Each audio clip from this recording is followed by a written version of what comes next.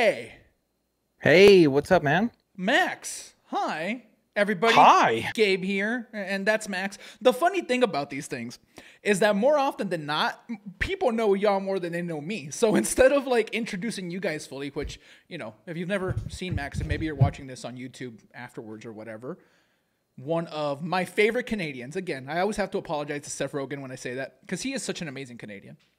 Okay. But Max is definitely up there.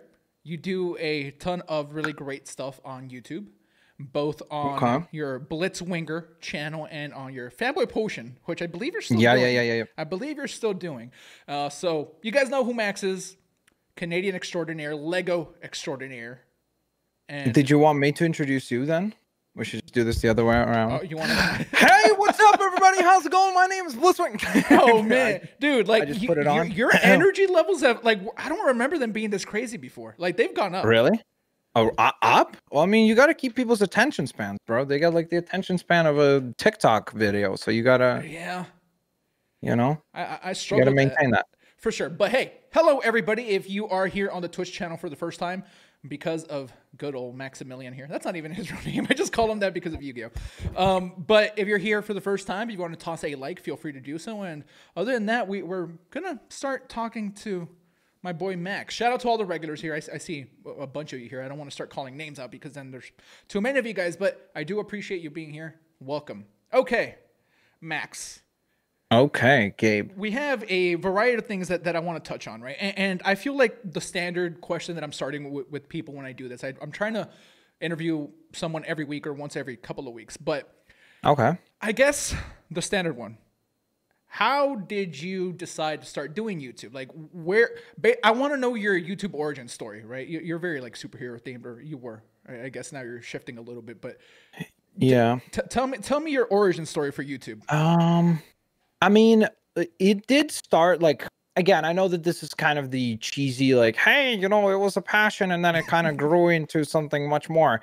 But it kind of started as that, but also, I mean, you know me, I'm a very business oriented person. Yeah. So I would be lying if I said that there wasn't an underlying motivation where I was like, ooh, like I could see this being something viable. Because of my background, like come from very, very, very humble beginnings, grew up with only a single parent, just a mom. So because of that, I always was like, ever since I was a kid, like in middle school, I would write essays for people in school and get paid that way. Then I did the same thing in high school, but I started to like hire other students who would also write the essays for the people who are rich but didn't want to do any of the work. So we were kind of the middleman. Cheating network of some kind. Yeah, basically. Dude, it got so big that I literally got called into the principal's office, and the principal was like, listen, first of all, the fact that you got as big as you did is insane. So props on that. But also, if you keep doing this, we're going to expel you.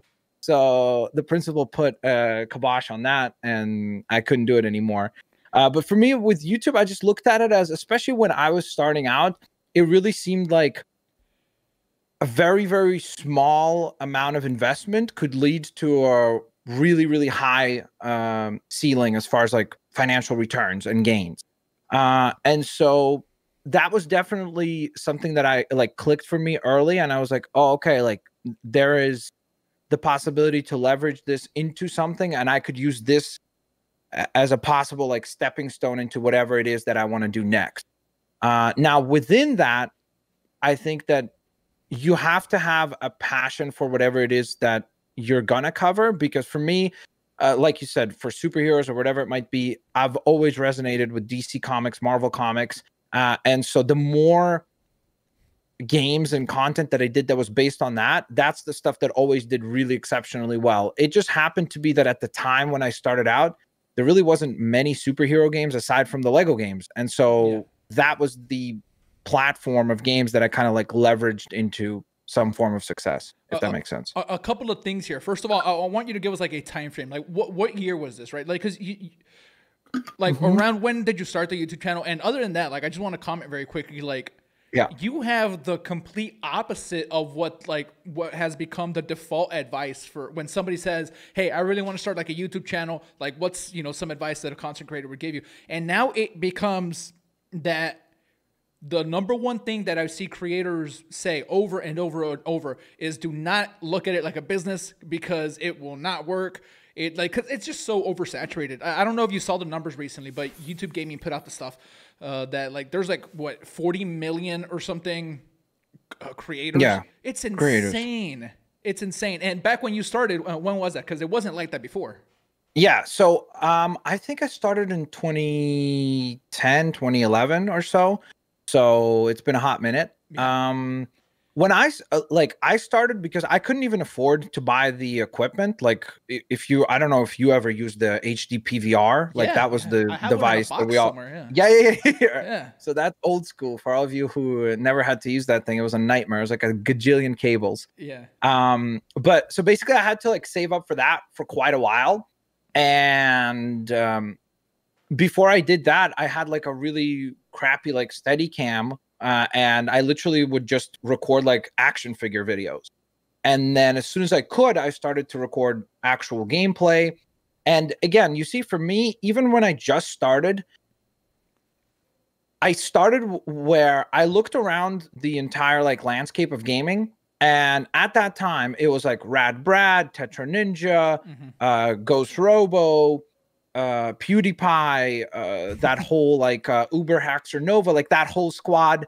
And the one universal theme that I saw aside from Zach is that everybody was swearing a lot, and it was like clearly like edgy content or whatever. Sure. But I saw a lot of times when I would go into the comment section, I saw tons of times parents would complain or kids themselves would complain about swearing and things like that. And I was like, oh, maybe that could be my niche. I would produce content at a similar pace, meaning that I would produce just as many videos with just as much production quality behind it. But at the same time, I'm going to lean into being family friendly, and maybe that will give me like an in, so to speak. And that's a key element that I would say is even more relevant now than ever before. Approach it with hyper specificity. Like you need to be as specific as possible in order to succeed nowadays on YouTube. Like you can't do any more the thing that me and Zach and all these people did where we just kind of like played whatever, did whatever. It's too broad and too general. You have to start very, very specific. Now, as far as your point about business, me and Zach have had this debate before in person many times, and I'm referring to Ghost Robo when I say Zach. Yeah.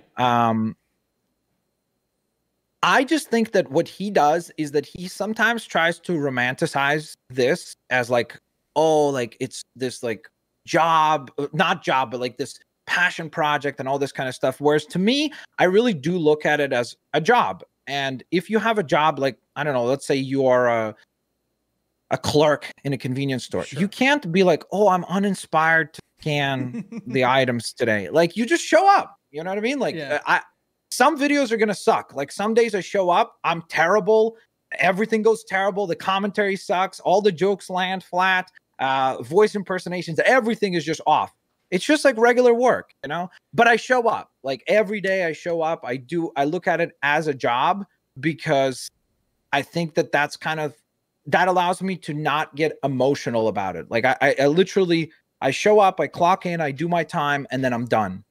And I don't like try to romanticize it much more than that about like, oh, I'm an influencer or anything like that, you know? Yeah, that's like such a perfect way to look at it because, you know, we know mutual people, you know, we're talking about Zach because we both know him, but we know other mutual people that it's a struggle sometimes to like know what to do. And then when you become like so numbers focused, right? And then when you've been doing it for so long, a decade at this point, right? Yeah. Yeah, like maybe the days where your views were at an all-time high for you, maybe those days are gone. But like you have to figure out a way to shift and adjust. And I've seen you do that a lot more recently because live streaming wasn't what it was. What it is now, it isn't what it was back then. So you know you've been shifting for that a lot towards that a lot. And like you're streaming damn near what 8 hours every a day. Almost. Yeah, like I see you like streaming all the time. It happens to be like games that I'm not like super interested in, but you know I still like check in and you're right. Like maybe I noticed like, hey, this time there's like way more people than there was last time, but you're there and it doesn't stop. And I feel like there is something to that. Like, because, and you put it so perfectly, like romanticizing this thing to where you have these like grandiose aspirations. And I'm talking even for anyone that may be like wanting to have a YouTube channel of their own.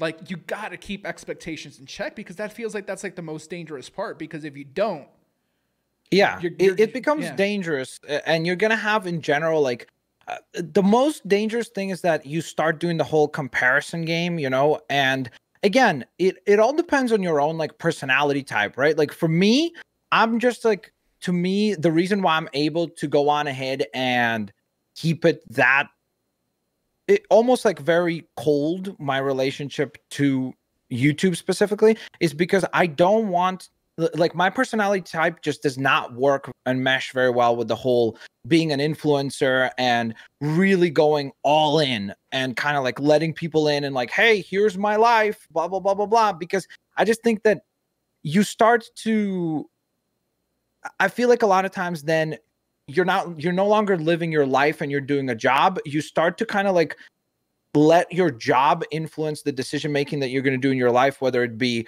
showcasing your relationships and pushing the people in your life to now be basically like actors on your channel and things like that. I don't know. To me, it's really dicey and it doesn't fit my personality. So to me, I've always done like a really good job of making sure that I separate the two and say, hey, there's me, and then there is Blitzwinger, if that makes sense. Yeah, no, that makes perfect sense. And, you know, speaking about that, I see chat saying like, oh my God, like he's like serious. I mean, and that's the whole point of this, right? Because we see the sides of the creators that they present to us all the time, right? Like, it's all a presentation at the end of the day. We are being served something, right? In this case, it's YouTube content.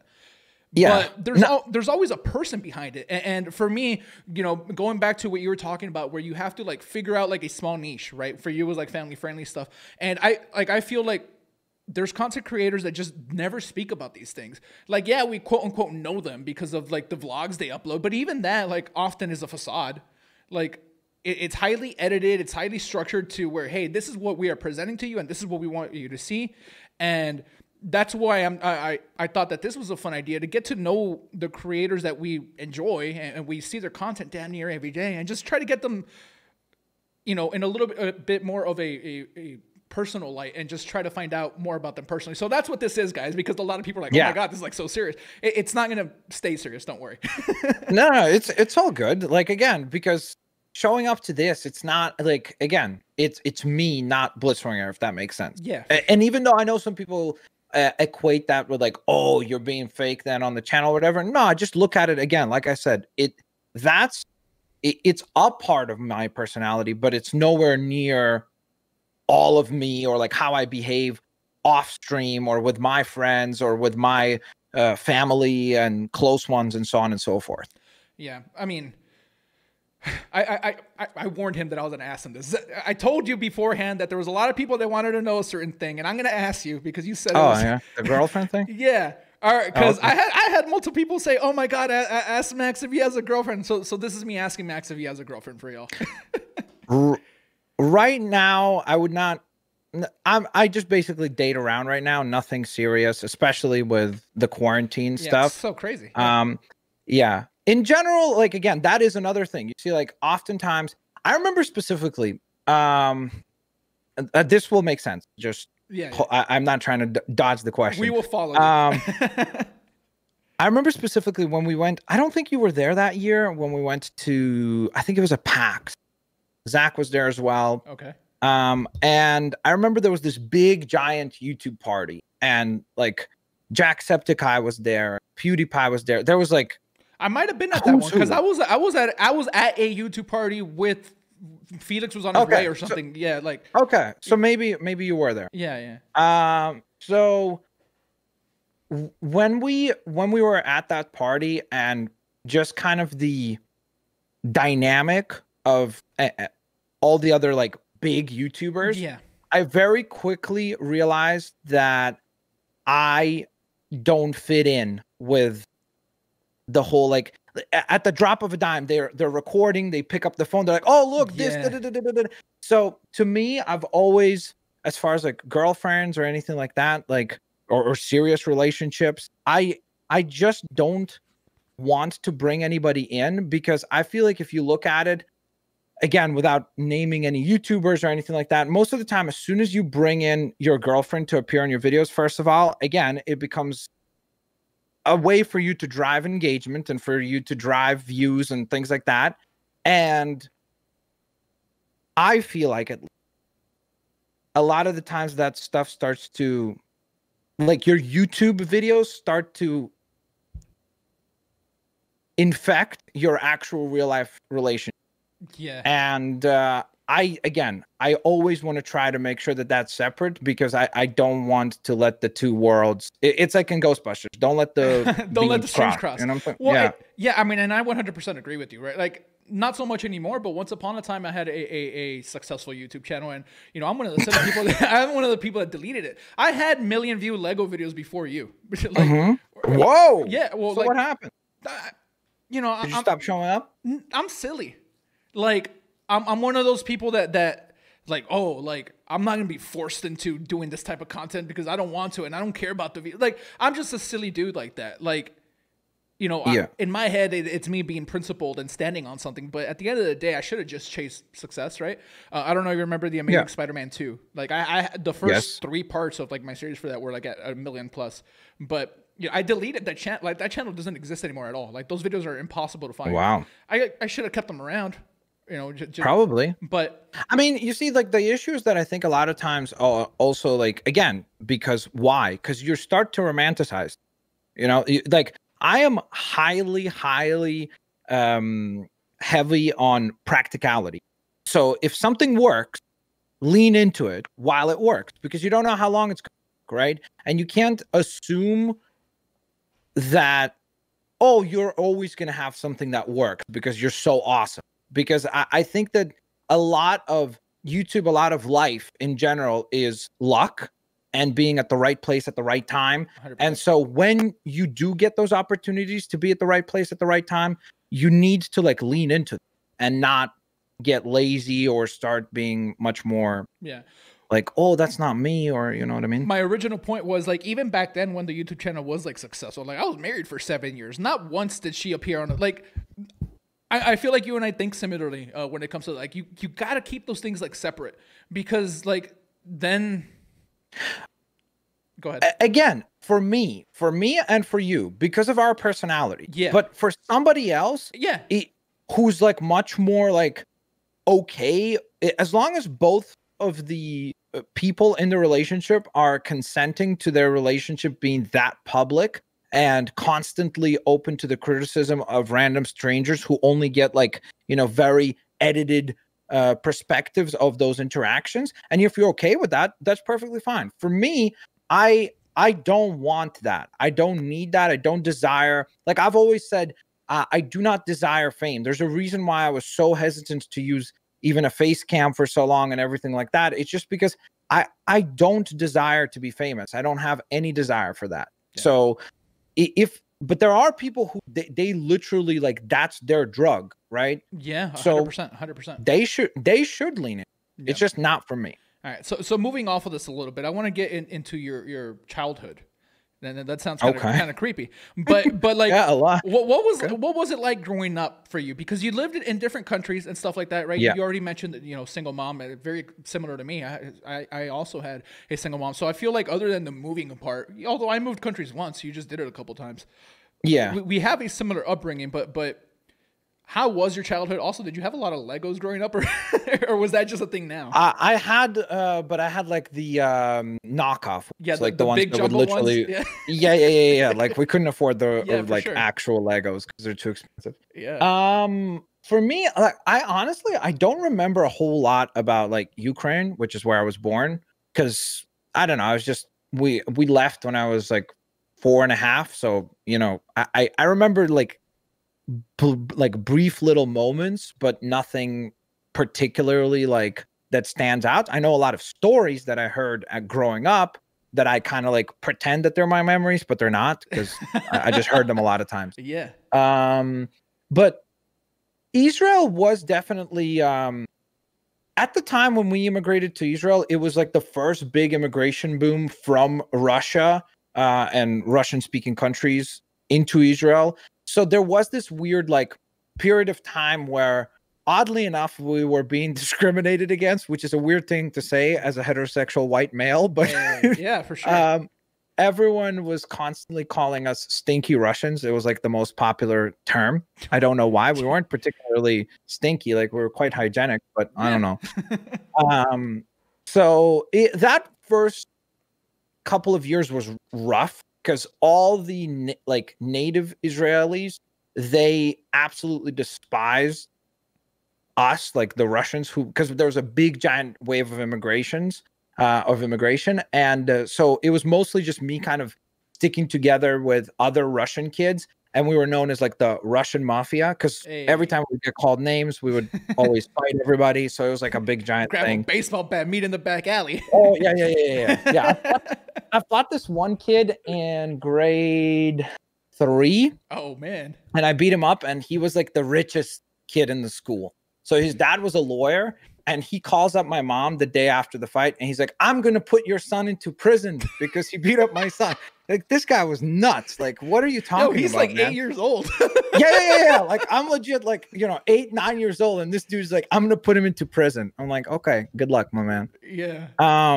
So it was rough, but then after a little while, like a few years later, I feel like there was a big shift where there were so many Russians, and the immigration continued to come in that that kind of stigma went away.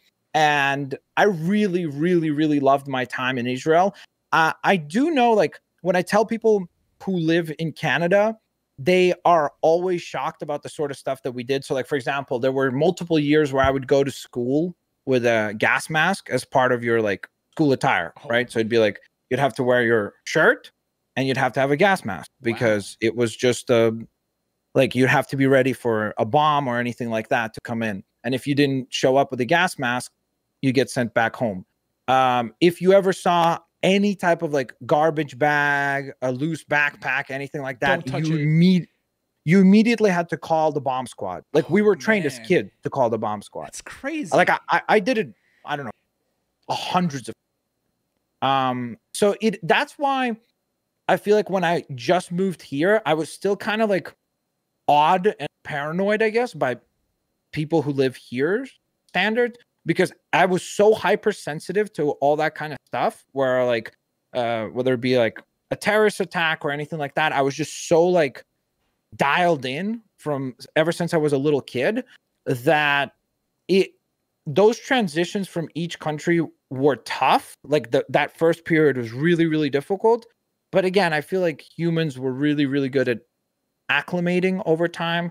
And so over time, like, I hated my time in Canada for the first year and a half, because this was even a harder transition, because it was basically like leaving at 14 years old. So you have all these friends that you got from all of middle school, right? And then first year of high school, you're like, oh, here, you get dropped into a country with a different language, different culture. Everything is different again. Go. And it was tough. But then after a little while, I slowly broke out of my shell again and was able to acclimate now into like Canadian culture. And now if I go back to Israel, I'm like, how the heck did I ever live here? People are so rude. People don't say sorry. People don't hold the door. I was gonna say, there's so many. It's fascinating. Dude, you went from like, a very like potentially dangerous environment to like heaven on earth. Like, I've never been to Canada, but the stigma is that Canadians are super nice. Like, that's what we hear about a lot in pop culture. So, I understand that though, because I also was born in a different country. I was born in Mexico, and like you, I don't have a lot of memories. Like, I feel like the stories are the memories, and they're not even really mine. I just make things up in my head. Yeah. So I went through the exact same thing, except I was probably maybe months old when I came over here, and then maybe I went to Mexico a little while longer, and then went right back. So I have a lot of that same stuff, but luckily for me, when I moved to Texas, like the area where I've always lived, it's so Hispanic because there's of all the immigration. So like they just took over the area, and like that's that. So it's just like a bunch of like Hispanics there. But yeah, I mean that's a fascinating little story you just gave us with the bomb. That's crazy. Yeah. All right. Yeah. the next thing that I wanted to like bring up, and you kind of already talked about it, but did you go to business school? Yeah, I have 2 degrees. And you finished, right? Yeah. I graduated with an accounting and a marketing degree with honors. So your focus was always on this, like the business part of all of this.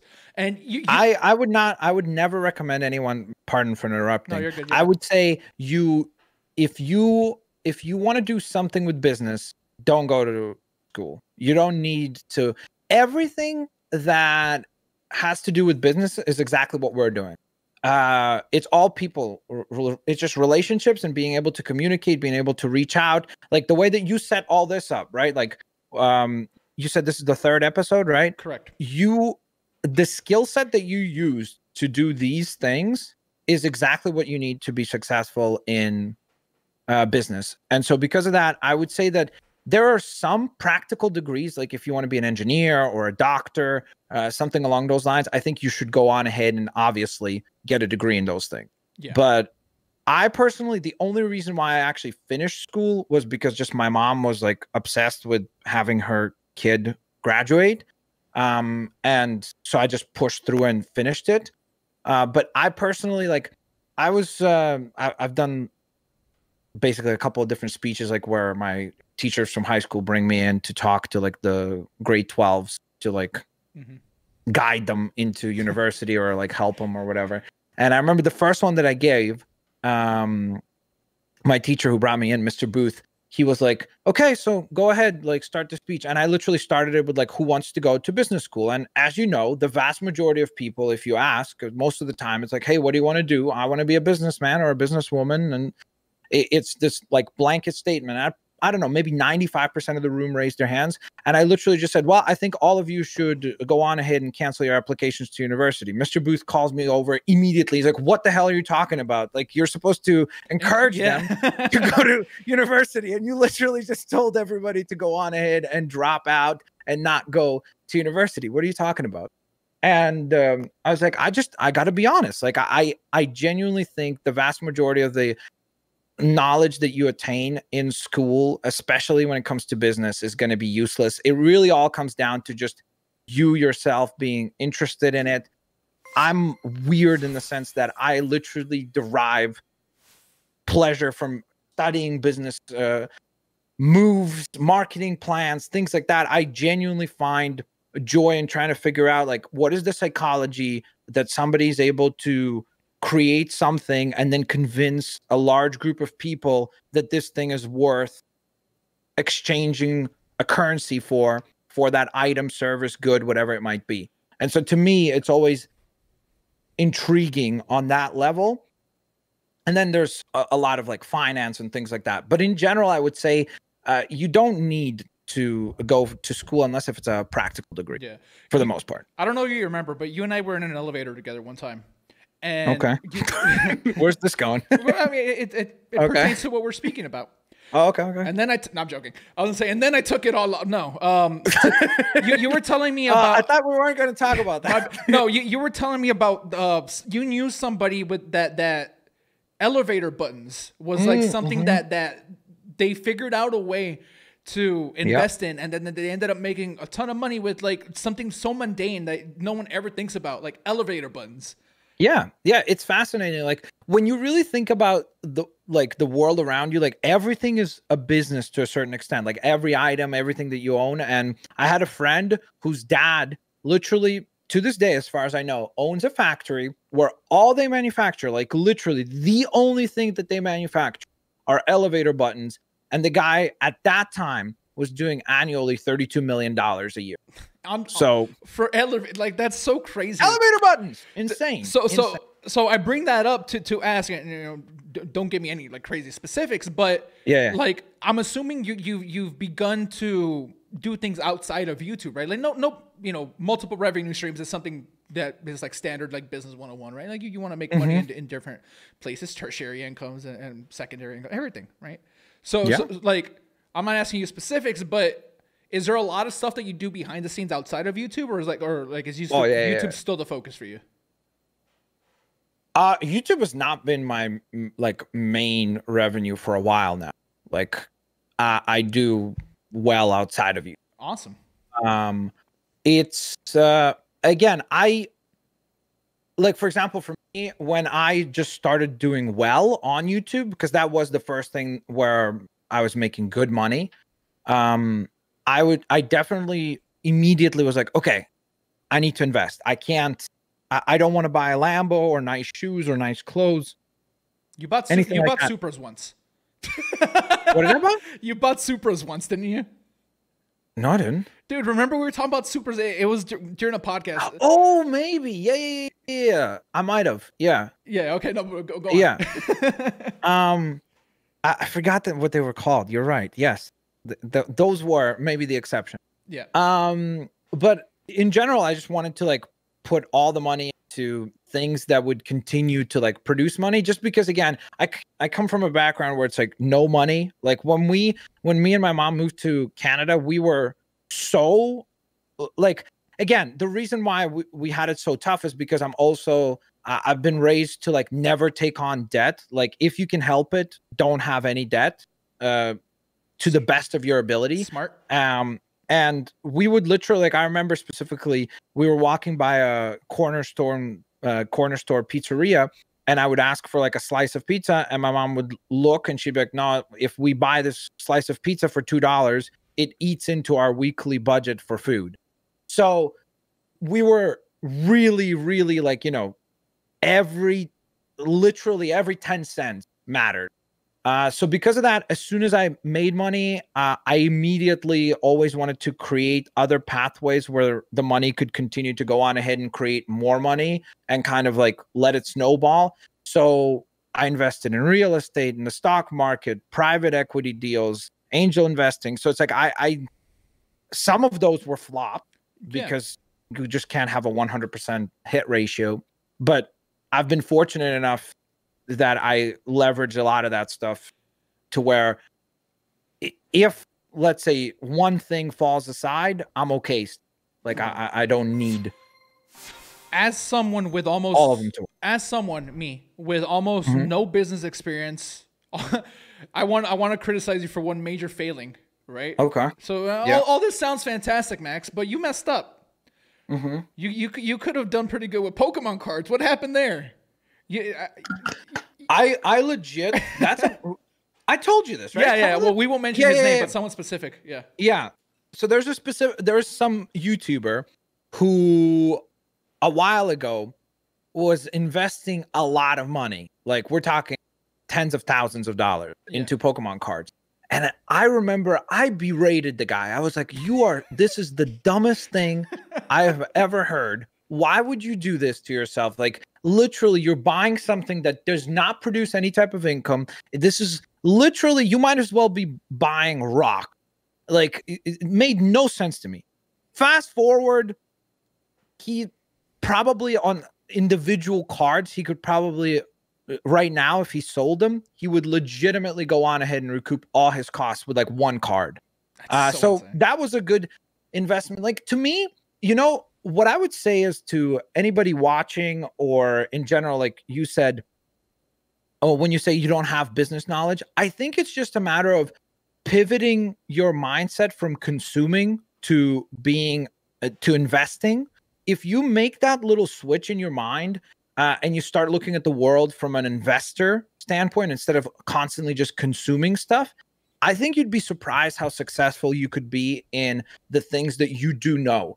Because, for example, he knew Pokemon, right? He knew the print runs. He knew the fact that there's a big difference between if it's a first edition or if it's a unlimited edition, if it's shadowless or non-shadowless. Like there's all these classifications, right, within the actual card collecting community. And then he was able to leverage that and be like, hey, I think these things over time, as people like myself and yourself get older, and now we have a lot more disposable income, we will go back and we will want to kind of like re-experience our childhoods, but now through like these premium assets, basically, which are these cards.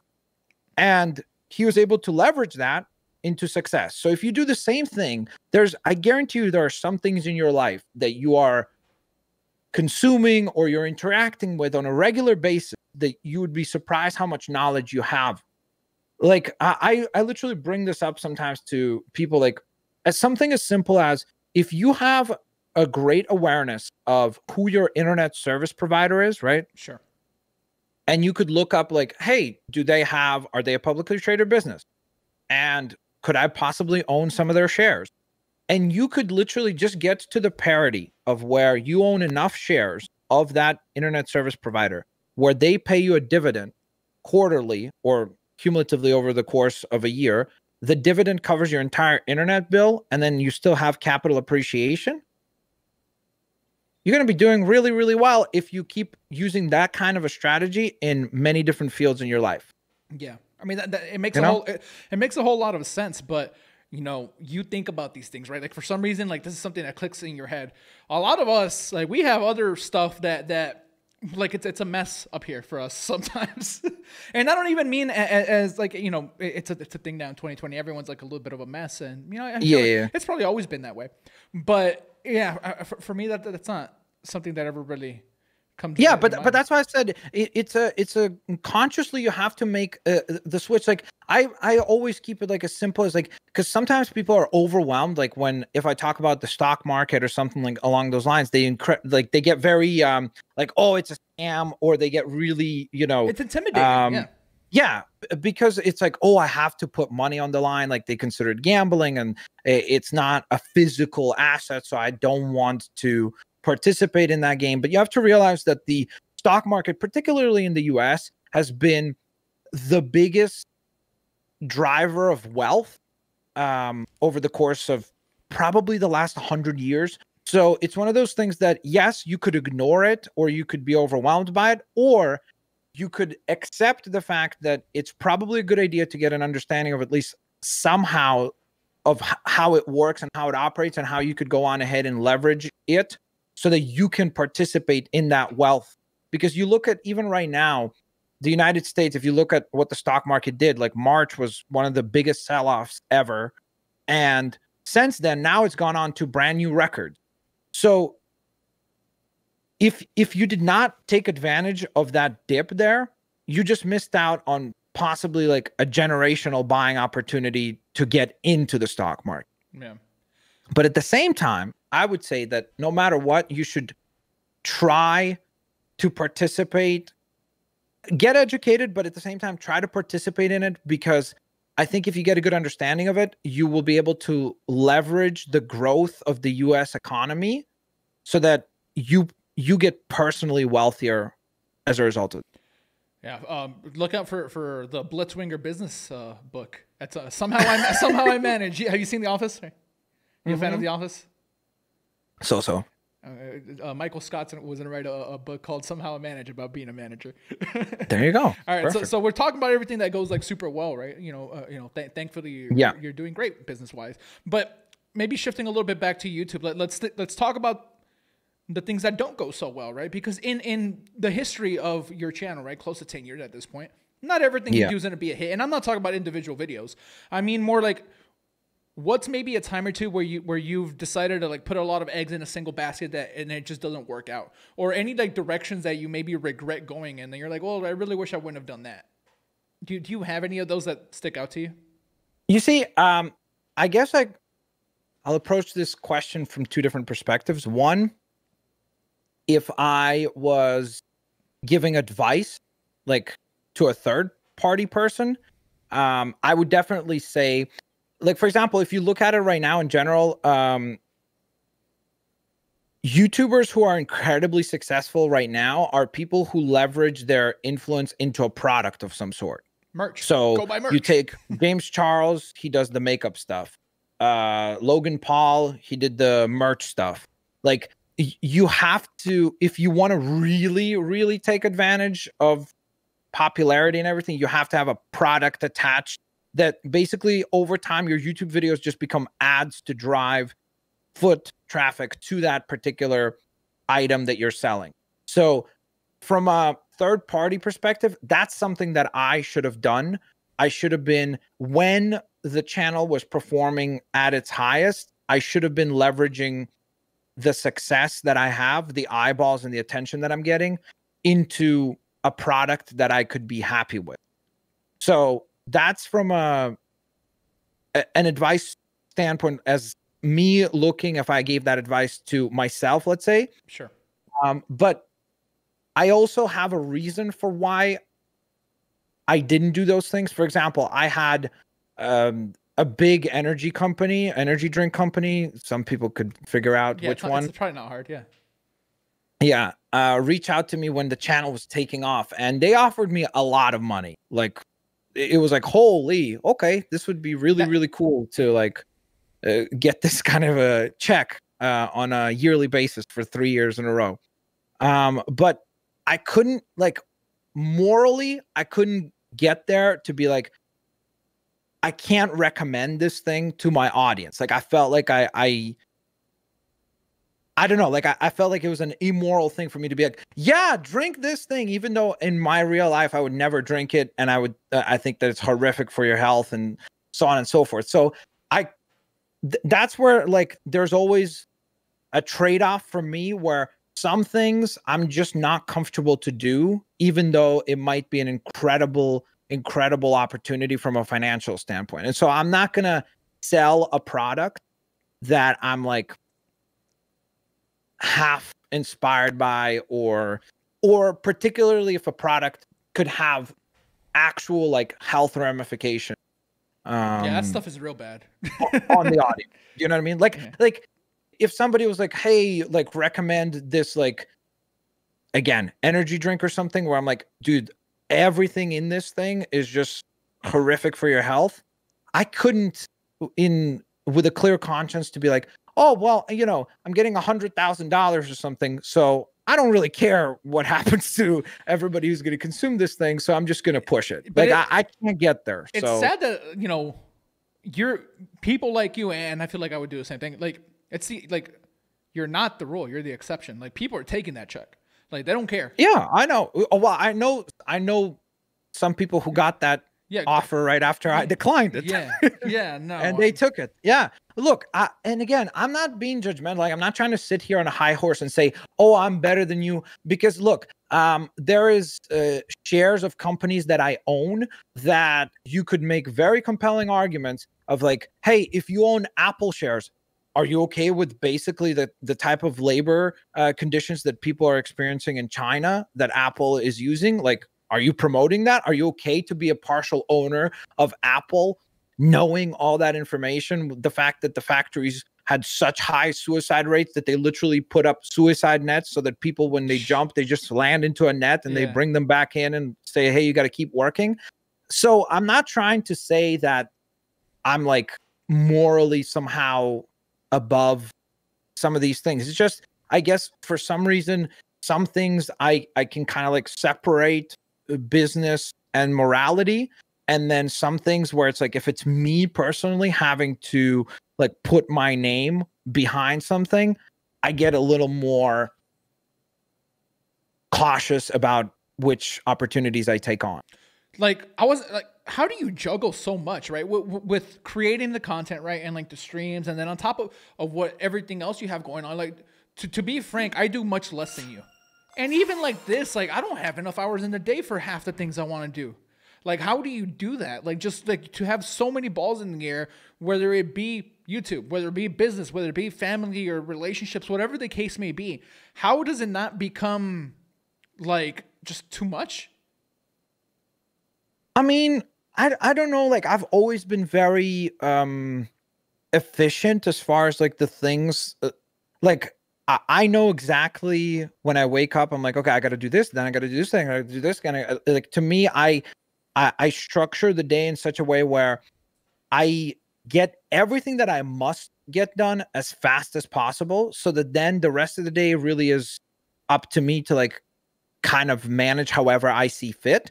But there's some things that I just must do.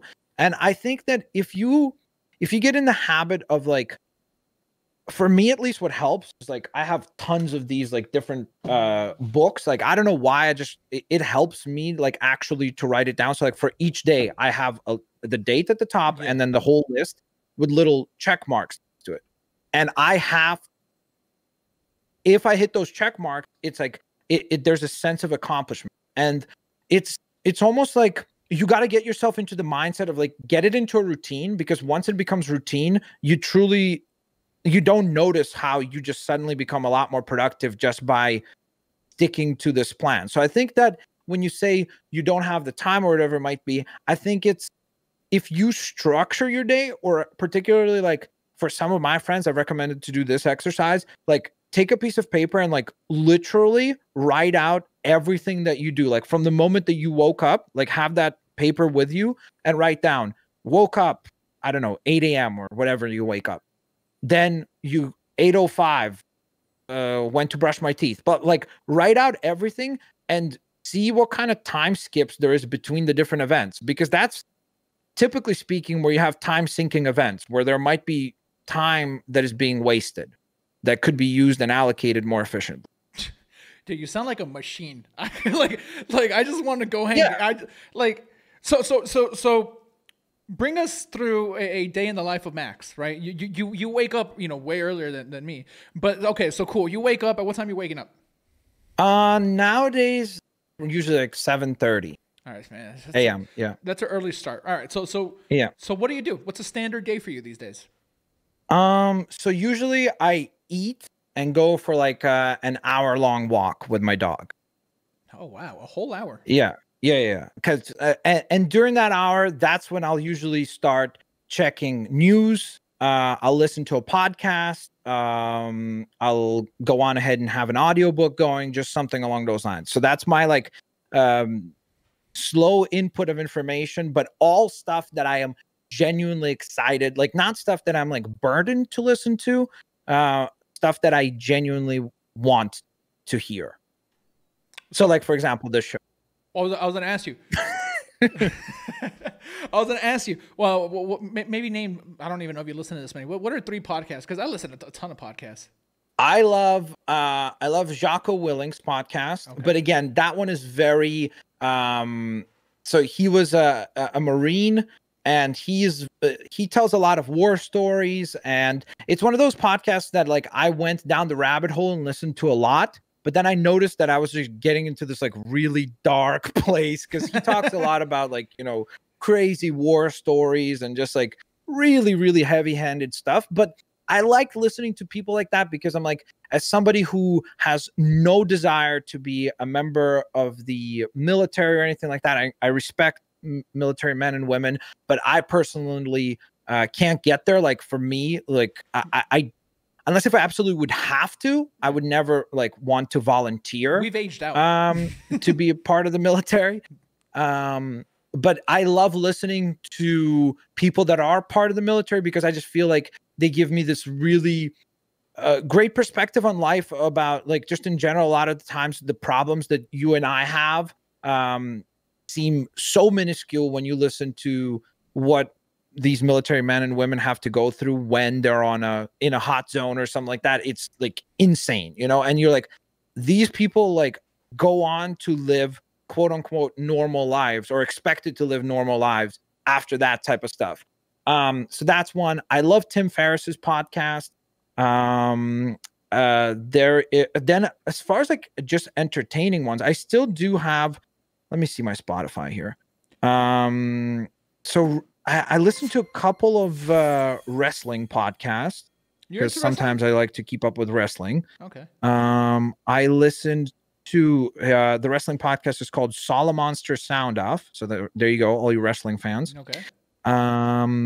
We Study Billionaires. That one has sometimes good interview shows, but one of the hosts of that show actually blocked me on Twitter because I questioned his pitch of Bitcoin, which was interesting. So he got a little sensitive. So now I'm like not a fan of their show because of that. Because how dare they? Yeah, it's really weird how like for some reason I used to be a huge fan. As soon as he blocked me, I'm like, bro, this show sucked. I never liked you anyways. Yeah, it doesn't actually suck, but yeah. Joe Rogan is an obvious one as well. He has a lot of really great guests. So I think that he does a good job. A lot of money over there with Spotify, that guy. God. Yeah. And he used to host Fear Factor, man. Now hundreds of millions with a podcast. It's crazy. Yeah, but you see, like what I think is really cool about the whole Joe Rogan thing is that I remember watching Joe Rogan when he used to do the show with Brian Redban, and they used to stream it on Ustream. Yeah, I If you remember remember that Yeah, server. yeah. So I used to watch him back then. And so gosh, I sound like one of those like fangirls, you know, like I watched him before he was huge. Before like, he was cool. Yeah. Yeah. You're a Joe Rogan OG fan. Okay. Yeah. And I remember like the cool thing I think that you can learn from that sort of thing is like what I mentioned before is a lot of success is just keep showing up, because he did for years. There was maybe, I don't know, like 100 to 200 of us watching it live. And then maybe he would get like a couple hundred or 1,000 viewers on YouTube. But that was the case for years and years and years. And then I don't remember when it was, maybe 4 or 5 years ago, something clicked and he just like started to like this massive snowball to where now he's, you know, the biggest podcast in the world and signed $100 million deal reportedly. No, that's real, man. That's real. Well, I mean, again, we don't know how much he gets, because I wouldn't be surprised if it's $100 million a year and not what they said, which was $100 million for 3 years. I think that it's probably closer to 100 million a year. Spotify is fascinating, and I don't want to go down the rabbit hole because Spotify, like their business practices are damn right evil sometimes. Like their business tactics are strange, and you know they have big talent over there now, right? They have Joe Rogan being probably the biggest, but yeah, they threw so much money at podcasts, and I wonder how that's working out, because I think it's going to work out well free. Because I think that I think that looking back on it, I think that Apple will be kicking themselves for the fact that Apple had everybody on their platform and they should have leaned into podcasts. They sit on so much cash. They could have easily done these deals. But I think podcasts are just continuously growing and growing. We're obviously at that point now where like everybody and their grandma has a podcast. So we're probably going to reach a saturation point, but the beneficiaries like the Joe Rogans is because the medium keeps getting bigger, because he is the biggest fish in that pond. He gets to enjoy the spoils of the pond continuously growing. I am curious, just from a perspective of viewership, it will actually be interesting to see if his audience will follow him to Spotify, because he's still on YouTube, like not right away, like not at the exact same time, but his podcast. No. I think he doesn't do it anymore. Clips go up. I think he can only do clips now. So any of the new like full episodes, they have to be exclusive to Spotify. And it's interesting because you see Spotify, with bringing him over, they introduced a video component now. So that's where it's like, okay, Spotify going to start competing with YouTube now? Like, are they going to be really the competitor to YouTube if they continue to do video content?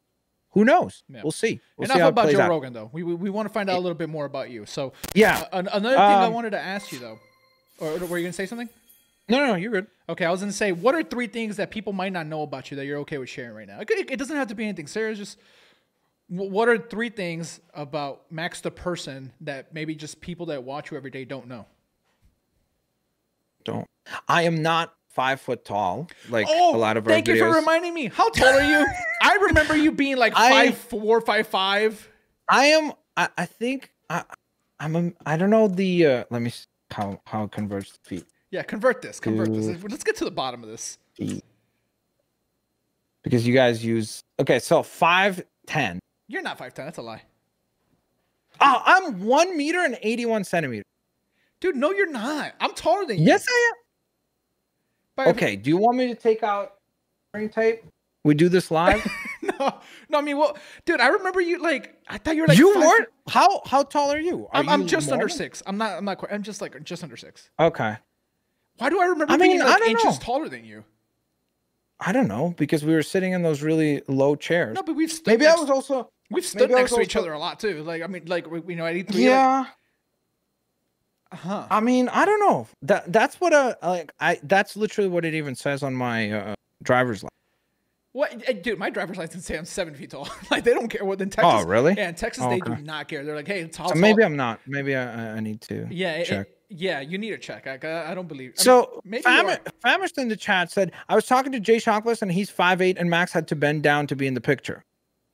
I don't know. I know that I'm a meter 81, 82 centimeters. So whatever that translates to. Okay. It said 5.967. Okay, so 5'10". All right, we'll give you the 5'10". Yeah.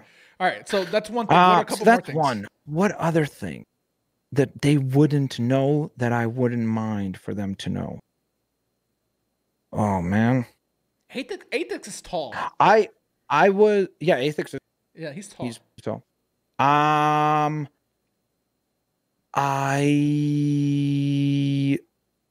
was at I experienced a one panic attack in my life after overworking myself like crazy. Recently? No, this was years ago. Okay. And I used to be as much as 45 pounds heavier than what I am. Congrats on that. There you go. Yeah. The panic attack story is actually pretty a pretty good advice for people in general. To go on ahead and sleep. It's so important. Because so important. I cannot tell you how silly that decision was. Where I literally, for a month straight, I slept 2 hours a day, basically. Because I was at that time I was working as a waiter, so I was working like, I don't know, let's say 5 to 6 hour shifts. You know, I was going to university, doing 2 degrees at once, a 33 credit load, and I was doing YouTube full time, like 3 videos a day, the whole 9 yards. And during that month, I slept probably 2 hours a day for the whole month. And at the end of the month, I used to be the guy who would make fun of people who had panic attacks or like anxiety. I was like, this is like ridiculous. Like, it's impossible. Yeah. Like, what are you talking about? And I was going to bed finally, and I legit thought I was having a heart attack. Like my entire left side went numb. I started to like hyperventilate. It was not fun. I went to the doctor the next day thinking that he was going to tell me I had a heart attack. Damn. At like 25 years old.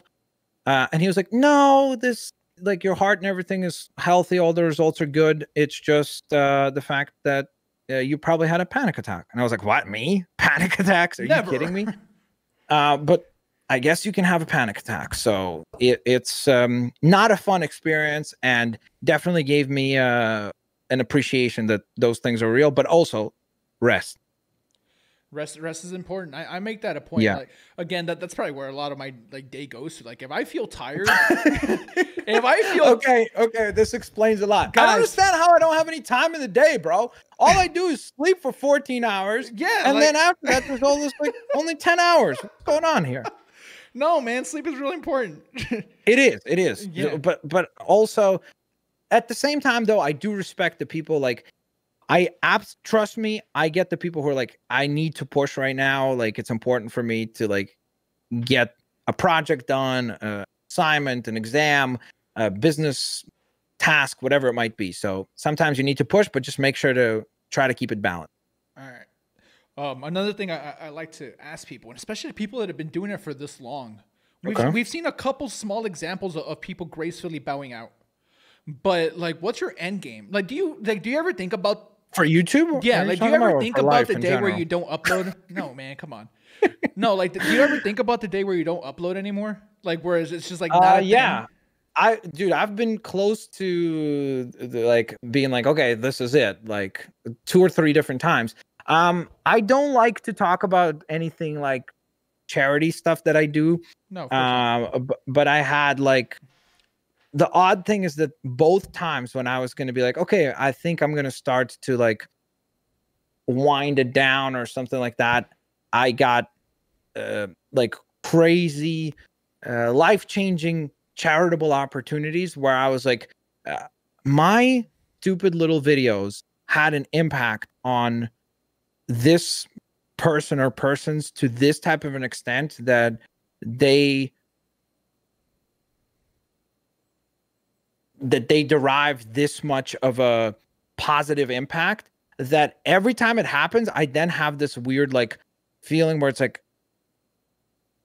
I still enjoy doing it. I still have fun with it. And if I can touch even a couple more people in such a way with where I think that it's things that are like, it's just like video game videos. It seems like so irrelevant in the big scheme of things. You know what I mean? Like we're doing nothing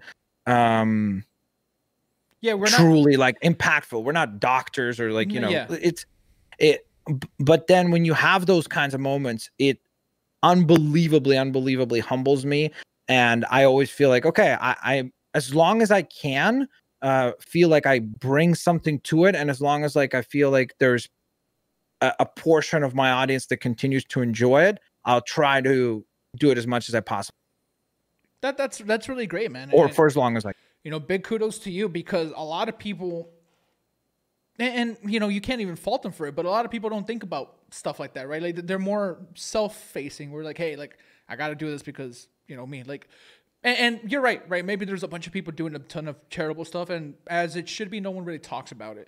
But you know, kudos to you for doing the last 3 years, I think, during Christmas, you do the charity streams. And, and you're able to give back in some fashion, because I don't think it's a stretch to say that YouTube has given you like a pretty sweet life, right? Like so much of what you have going on is, you know, thanks in part to the audience and YouTube. So being able to give back like that, it's fantastic. Without a doubt. It's a matter of like, of course, yes, you have to work for it, and like when the opportunity comes, you have to be ready to like strike the ball. If we're talking metaphorically, like you have to be ready for it. But at the same time, I am nothing if not grateful to the fact that I was able to have a home run so early in my life, and then use the spoils that you get by getting that home run early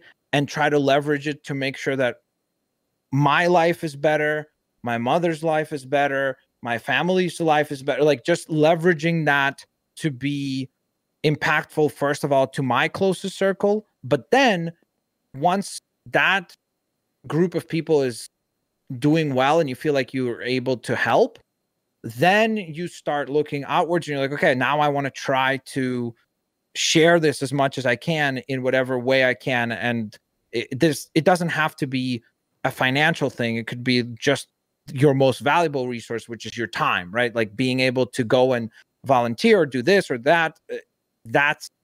And again, I understand that I am in a luxurious position to be able to start doing these other things. Yeah.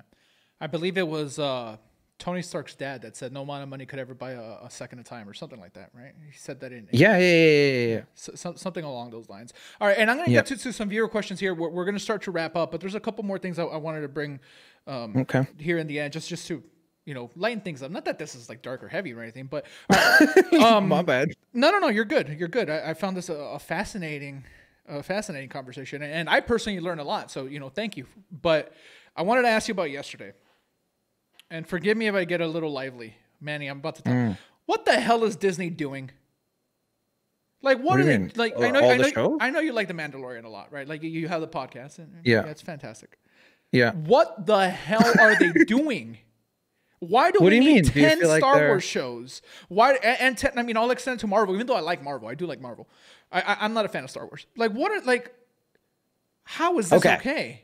So first of all, you have to understand, you're talking about a business right now. Like historically speaking, we're going to look back on Disney Plus as quite possibly the greatest business pivot in the history of probably like large companies. You don't think they fail? You think there's no shot in hell? No. Well, let me explain like the reasoning for why you saw all those announcements. Disney right now is bleeding money because the most profitable aspect of Disney was always the parks. That was the place where they made the most amount of money. They often lost money on ESPN. They often lost money on some of their movie endeavors. So, and particularly now with the virus and everything, a lot of their revenue streams have been completely destroyed.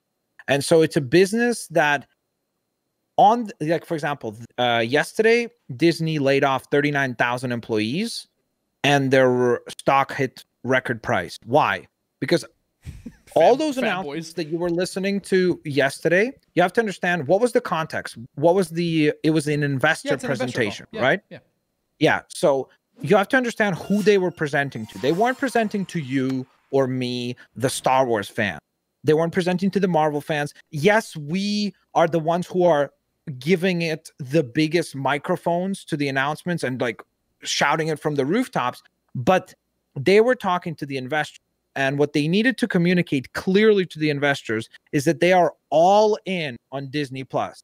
They needed to let everybody know that this thing, we're all in. Like, we are putting every single dollar that we can, every single creative mind that we can behind this. And we have a 5 or 6 year plan to roll out show after show where you're going to have a big hitter every quarter, so you don't have to worry as an investor that anybody was going to be canceling their Disney Plus subscription. And in addition to that, by seeing that type of a long tail of content, they're able to communicate to the investors directly, indirectly, the fact that as we go through this long tail of content, they're going to go on ahead and raise prices, just like Netflix. Yeah, because they're right doing now, in March, right? Yeah, by $1. Yeah. But again, you have to understand, like, Netflix and particularly like Disney Plus is not profitable. Like, they're still not making money on it. It can't be. It's not now. The subscriber base is way too small for now. No, they're actually doing really well. No, they got like they've surpassed their expectations and everything, but they're dumping so much money into the content that like it's not expensive enough yet. Yeah, I mean, they're going to have to raise the prices at some point for sure. But I just think that, so let's contextualize it. That's why the announcements were, as far as like how many of them there were. But now the question, I guess what you're getting at is, do I think that they're going to dilute the brands by doing so much stuff? Personally, I don't think so, because I think that it seems like a lot when it's like all in one presentation like that, when it's like, oh, here's 10 Star Wars shows. But you have to understand, the vast majority of the stuff that they announce is going to be stuff like, did you watch the Lego Star Wars holiday special? No, it's not for me. Exactly. But so like that, a Star Wars droid, a droid story or whatever, that's the kind of show that you're probably not going to watch. Yeah. Because it's not for you. So you have to understand like that some of the stuff that they showed there is only specific to like a certain type of audience. And then furthermore, this is like over the course of 5 years. Like, think about the fact that Mandalorian ends next week, and then we have to wait a year before we get another season. Yeah, but you don't got to worry because we're getting, a couple in the next couple of years too. Like, Mandalorian will not be the only Star Wars show on the air next year, probably.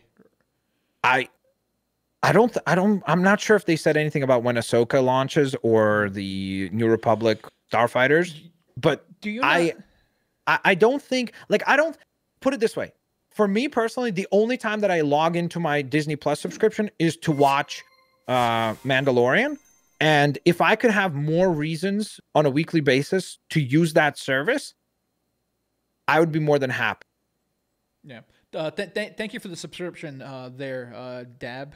I'm going to call you Dab. But I want to ask you this. Do you think there's something, because I've been thinking about it a lot with Cyberpunk, right? Mm-hmm. And I don't want to talk about Cyberpunk very much, but given the fact that game was in development for so long, I feel like that's one of the big reasons why the hype was what it was, and it continues to be. Like, it's profitable after one day.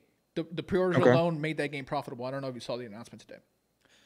Yeah. So instead of doing 10, and I guess it's just a completely different way of going about it. But maybe if you build hype towards a couple of things, you mean less is more?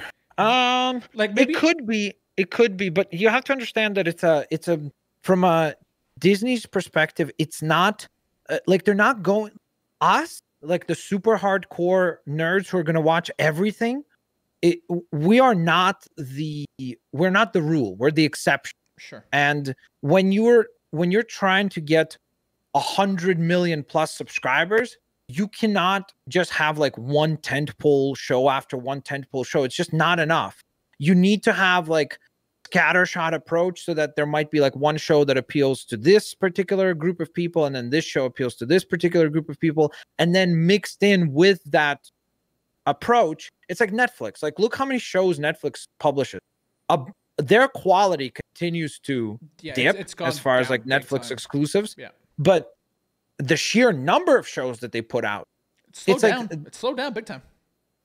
Well, now it has, because it was just getting ridiculous, like with how much stuff they were doing. But again, their approach is like, just do like a shotgun instead of a sniper, like, so that you hit as many targets as possible, because they just want scale. They don't care about like having a really passionate 10 million subscribers that they could charge $100 a month to be subscribed to. Instead, they're like, we want to have 200-300 million subscribers and charge them $15 and get them with scale. I just worry about the quality of all these things, and I'll talk about Marvel because again, like Star Wars, I'm not knowledgeable enough about like all of these shows, but like it's like so hard to make all of these shows like the utmost quality, right? Like if we think back to the Netflix Marvel shows, right? Like we had Daredevil, Jessica Jones, we had Punisher. I'm missing Luke Cage probably. Luke Cage, the Iron Defenders, Iron Fist, and Iron Fist. So there's a lot. And you know, from show to show, like the quality was like varying. Like I feel like we can all agree that like Daredevil was probably like the one, right? Like that was like the by far, yeah. Yeah. So then Punisher was pretty good too. Yeah, but then you had Iron Fist, which maybe wasn't so great. And you know, some people like Luke Cage, and that's fine. And you know, Jessica Jones. Like it's so hard to do consistently good stuff. Like with all these properties, so like that's more what I worry about. But so look, to me, I think that it's like exactly like, to tie it back to the YouTube stuff. I think you can't allow yourself to get into like the whole, oh, it's not perfect or like whatever. I am a much bigger believer at like, just have it bat. Like go hit it. Like you could miss 1,000, but then if you get one home run, great. Now you got that one that you can rely on. Because look at CD Projekt Red. Like you just brought them up as this example of like, oh, look, it's quality. But look at the game. There's tons of like, they're going to lose a lot of the community because of the technical difficulties that the game has on the PS4 and the Xbox One and on PC. They should have like, never there's done. lots of issues. I'm playing on PC. I've had no issues. Well, I don't know. I was talking to a friend today, Dean, and he was saying that PC apparently also has issues. So I don't know. Maybe it depends on what kind of a PC you have. Sure. But to me, like, you see, it's kind of a double-edged sword, because now it's like, if they don't knock it out of the park, what next? Like, what do they have that's going to be able to like save them? Whereas Netflix could be like, oh, we just released 5 shows that were terrible, but then boom, a Stranger Things comes along. Yeah. You know, like again, it's a different approach, but I also understand from what Netflix is doing, it makes all the sense in the world. From what Disney Plus is hoping to accomplish, it makes all the sense in the world as well. Because you have to understand, from a business perspective, the number one goal that you're trying to do as a company is trying to increase your PE multiple so that Wall Street and everybody who owns your stock is willing to give you more and more money, and so that then you can continue to do more and more stuff and release products and et cetera, et cetera, et cetera. Yeah, I mean, Cyberpunk's weird because I see in chat, like, people I know, like, you know, they have like crazy good PCs too, and they're like, oh, they had issues. I don't know. I'm lucky. Like, I really haven't. I've had like one crash like in 10 hours. But all right, last 2 questions. One thing, I'll just like, what are some things you're like excited about next year? You know, it could be, you know, I don't know, a number of the Star Wars show, Black Widow. Regardless, what are you excited about for next year? I think all of us are excited about, like, hopefully putting this whole virus thing behind 100%. Us. I think that's the number one thing, because I think there's just so much, you know, I literally, because from like March till May, I think, or so, I quite literally would not go out of the house aside from like groceries. And I swear, when I went back to the mall in like June, I was so awkward.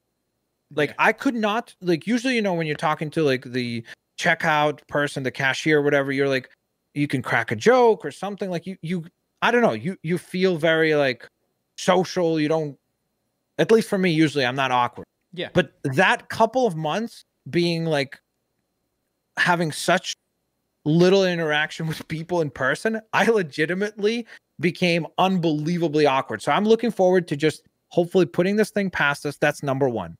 As far as enjoyments on an entertainment side of things and excitement for that, I think probably the Marvel movies and in general going to a movie theater would be awesome. Of course, again, safe, all that stuff. But I think probably watching Black Widow in the movie theater is the thing that I'm incredibly excited for.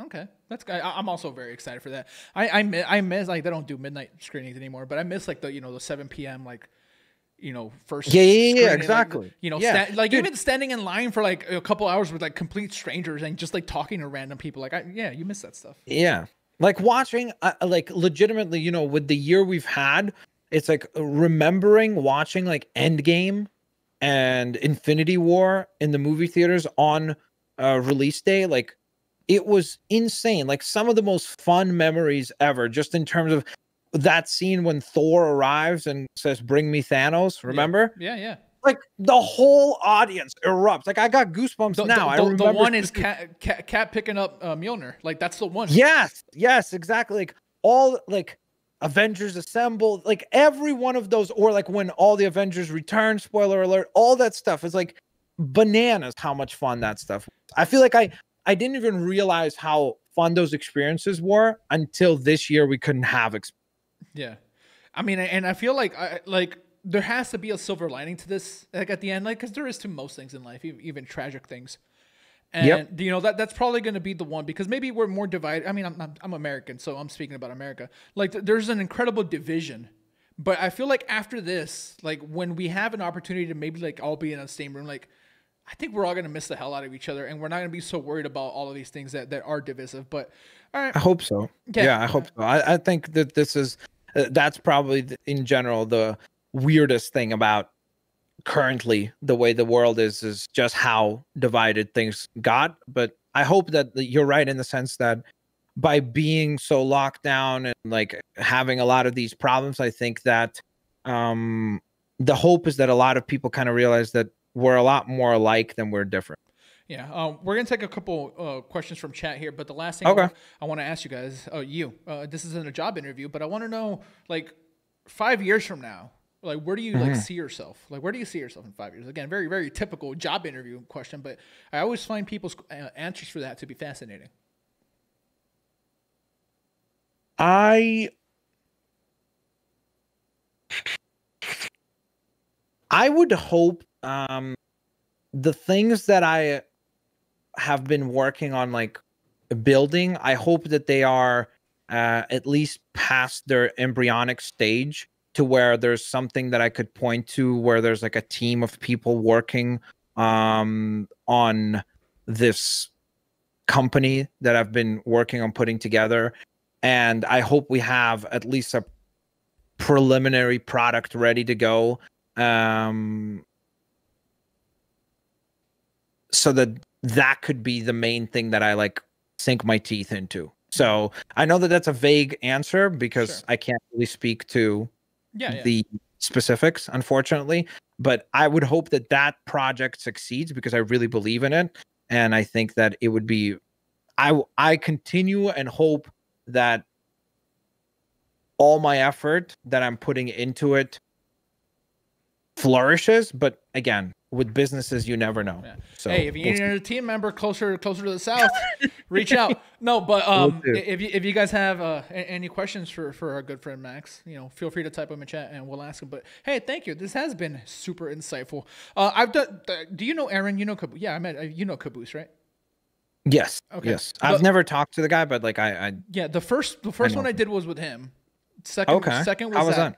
You did well, man. It's good. Like, you see, you've got a really good, what I always tell, like the few times that I did like interviews or anything like that, the most important variable to a good interview is to actually listen.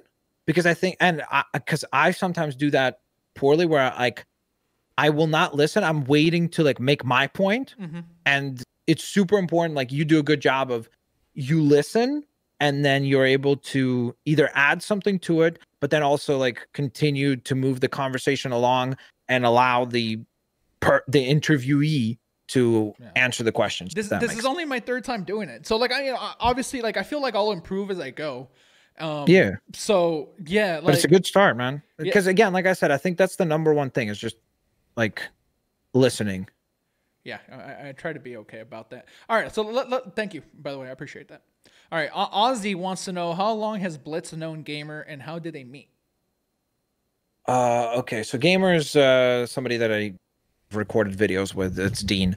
I've known him for probably might be more than even 10 years. We met because his mom and my mom worked in the same place, and so they were friends, and then we met through them. Oh, okay. And now you guys occasionally record stuff together. Yeah, we still do. He does Mando cast with me as well. Me and Athix. Yeah. Mickey's Eye. That's a fantastic name. Says, how did you come up with the name Blitzwinger? Like, I feel like maybe you've spoken about that before, but yeah, but at this point, I remember I used to tell like the real story over and over again. But I remember listening to CM Punk, who's a wrestler, tell everybody that he would just basically come up with a different, like, initially it was supposed to be Cookie Monster Punk or Chick Magnet Punk, but then he just started like coming up with the most ridiculous stuff. So that's what I've been doing for like the last, I don't know, year or 6 months or so. I've just continued to come up with like the most ludicrous stories. But the real story, so here you go, you'll get an exclusive, is just literally my favorite Transformers character was called Blitzwing. And I added an ER to the end of it because Blitzwing was taken on YouTube. So it just became Blitzwinger. Right. No one tell Hasbro. Wait, that's still Hasbro. Yeah, exactly. Don't. All right, let's see. Crazy J wants to know, what's a good memory / experience you've had over the years because of YouTube? I feel like we've talked about that a lot, but I mean, you want to give one more? I mean, again, all the charity stuff that I've done is by far the most humbling stuff. Because again, I always look at it as it's just some gameplay videos. So anytime you get to have an impact on somebody with your content, insanely humbling. So that's number one. Now, aside from that,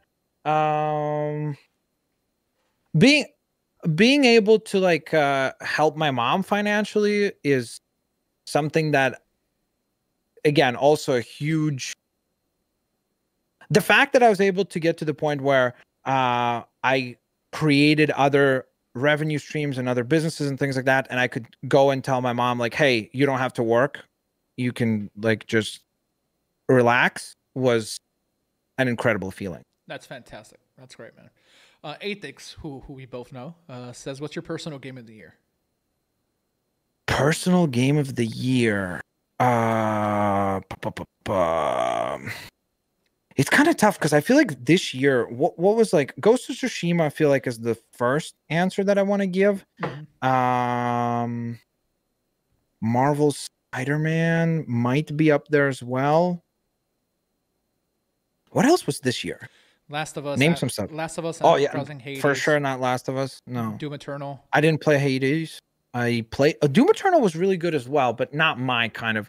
I think I probably, if I'm recommending a game of the year for anybody else, probably Ghost of Tsushima. But for me personally, Spider-Man Miles Morales, just because like I love Marvel, so I go with Spider-Man Miles Morales. But I do agree and concede that technically, art, sound, all the 9 yards, Ghost of Tsushima is the better game. Yeah. I mean, it's I really like Immortals Phoenix Rising. I don't think you played it very much, if at all, but I think that game is phenomenal. I've not played it yet, but I heard that it's low key quite good. It's like it's great. Breath of the Wild. What was it like? Zelda Breath of the Wild with like Assassin's Creed, kind of Greek mythology theme, right? Yeah, with a little bit more faster paced combat than Breath of the Wild. The combat's more like Assassin's Creed Origins. It's the same team. So, cool. Yeah.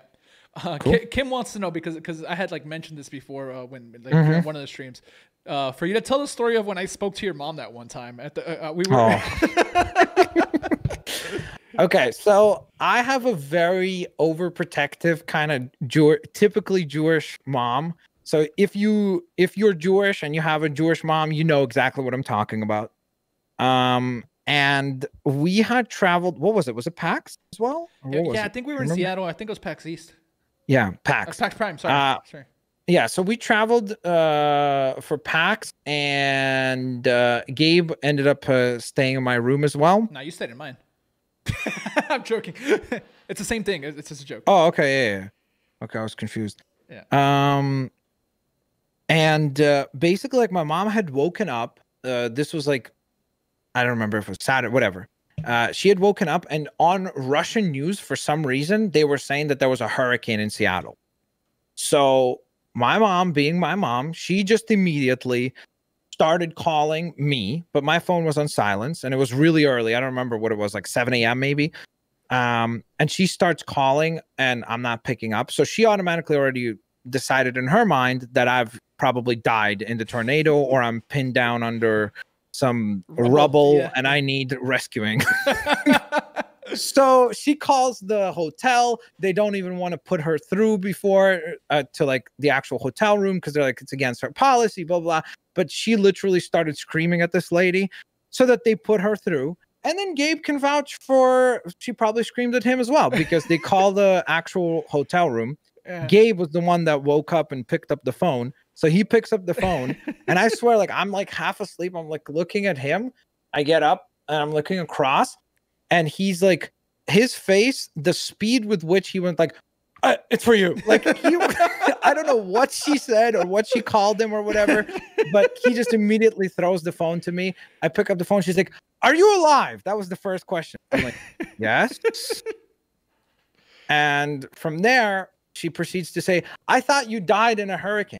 I'm like, well, I'm speaking to you, aren't I? So I don't, kind of flawed logic there. And then she's like, oh, okay. So don't worry. I just thought you were in a hurricane. And then she just hung up. Yeah, I was like, okay, great. That was a great conversation. It was so early. Like, I was like, wait, what? Like, who is this? Because I'm asleep too. Like, I'm a very light sleeper. So like anything wakes me up. And yeah, it's like I'm answering, and I didn't know what was going on. And then, you know, she said your name, but I couldn't understand. I was like, wait, what? And then she's like, is Max there? Like, yeah, she was Max alive? She was being kind of loud. I'm like, yeah, it's not for me. Yeah. Yeah, take it. Yeah. All right. Yeah. Okay. Young is asking any tips from getting from PS5 from Walmart.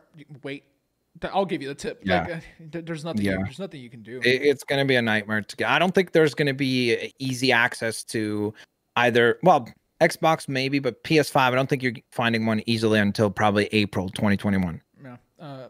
Yeah, that's good advice. Favorite Spider-Man movie? Let's do these a couple more quick fire here. Favorite Spider-Man movie? Probably Into the Spider-Verse. Oh, that's a good one. What are your thoughts about the new rumor? It's not even so much rumors. All these people are going to be in the movie. Like, what are you thinking about that? It's a lot. I think multiverse movies sound awesome when they are in the design stages. But unfortunately, when they come together, they oftentimes end up being a bit of a disaster. So we'll see. I hope they could do something. I hope it's a bunch of cameos.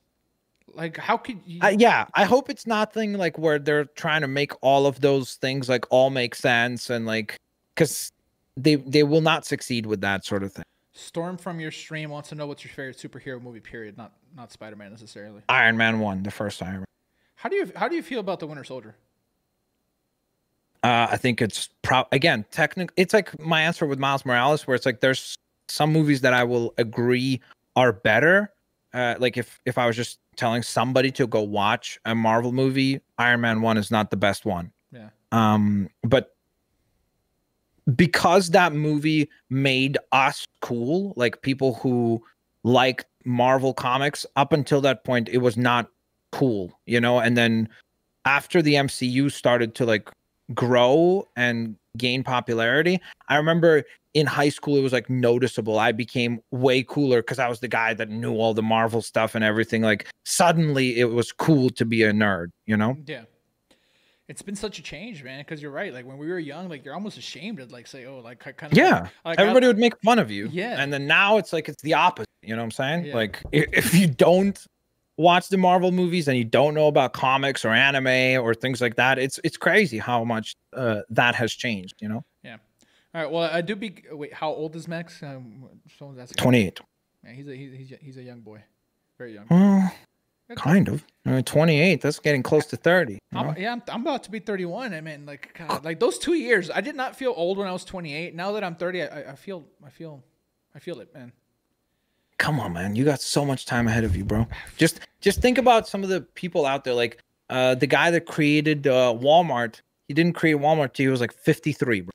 See, like I used to not even like Zach could tell you, like, for a long time I was like, man, I am so done with all of this. Like, this is all just BS. Like, you know, and you know a little bit of my background and like my situations. Like, it's hard. Yeah. Like, I go through some stuff, right? And so, but now, but like, the fact that like if you can persevere and like push through, first of all of that stuff, like it's as cheesy as it is, like whatever doesn't kill you makes you stronger. You know what I mean? Like it's going to be all part of your journey. And if you can leverage those experiences that you have and still succeed, it'll be like the cherry on top. You know what I mean? Because like everything, the more stuff is pitted against you, the tougher of a person you're going to be. Yeah. Like, and I'm super thankful for that, because given the state of things like in the world, and like how like people can't handle like the most minimal things, like any small obstacle people crumble, and like, I'm not built that way. Like I'm still good. Like I try to anti-fragile. We live in a time where a lot of young people particularly are very, very fragile. Like they are unbelievably fragile. And if you again, I have my history of struggles and difficulties and immigrations and all this kind of stuff, and growing up without a father and so on and so forth. It's like all of that stuff used to be like the kind of stuff that I would be like, well, and this is like, I could look at all that as like, well, that's why I don't get to succeed, because I don't have all of these things that the average person might have. For me, though, I look at it the other way, where I'm like, okay, that's actually the stuff that makes me tough. That's the stuff that makes me not want to give up after failing once or reaching some sort of difficult moment in life. I'm able to go like, okay, this is just this thing again. Like, it's nothing new to me. I've already been there. You know what I mean? Like, it's like, it's not uncharted territory. I walk into it, I'm like, oh, this is comfortable. I'm uncomfortable again. So here I am, being comfortable, being uncomfortable. One of my favorite things to tell people is like, I'm comfortable in square one. Like, I'm used to being in square one. I like, sometimes I'll not be in square one and I'll put myself back in it just because like, that's just what I know. And you know, obviously you try to improve, right? And you don't want to be in square one forever, but of course. But also don't forget, like, the thing also I would say, like, for a lot of people who watching us, especially if they're younger, do not worry about like getting there at the same pace as other people. Like, you have your own pace, and stick to whatever is like is your truth, and you'll get there eventually. Like, it's just, some people succeed early. You have to understand that for a lot of people, like, I know personally quite a few YouTubers who hit it big and then have had a moment where they're incredibly humbled, let's put it that way. And it shatters their world, because for them, it's almost like, if you've peaked this early, where do you go now? Like, how do you continue through life knowing that, like, oh, my most successful time was when I was like in my early 20s or something like that. It's so trust me, do not worry about rushing into success. Just work at your own pace. Yeah, for sure. And guys, like, I know you guys have a bunch of like random like superhero questions. Like, I feel like he's answered so many of these. I'll just do a couple more because I feel bad. What's your favorite Marvel or DC movie? Just very quickly. Like, just Marvel, Iron Man, DC, The Dark Knight. Somebody said, out of 10, what do you rate Iron Man 2? 5 out of 10. That's just an average. Yeah, that's a fair rating. But I feel like we have covered a wide range of topics. I think it's a good time to wrap it up. Thank you so much, dude. I appreciate. Awesome. I appreciate no worries, being dude. here. Thank you for having me. Thank you for having me. I hope you stick with this. Keep doing this. I plan to. I have the next couple guests in my head. I got to speak to them about it. Like with you, like, I just randomly asked you, and you know, most of the time it's fine. Especially now that I have a couple to show. So yeah, I like it. I think we have fun, and I think we learn you know, very motivational. A lot of things they say, people in chat are saying like, hey, like, you know, that they loved it. So Awesome. that's all. Yeah, That's my goal. happy. Thanks for having me. Thank you. Sure, man. All right. You have a good one. Yeah. I'll talk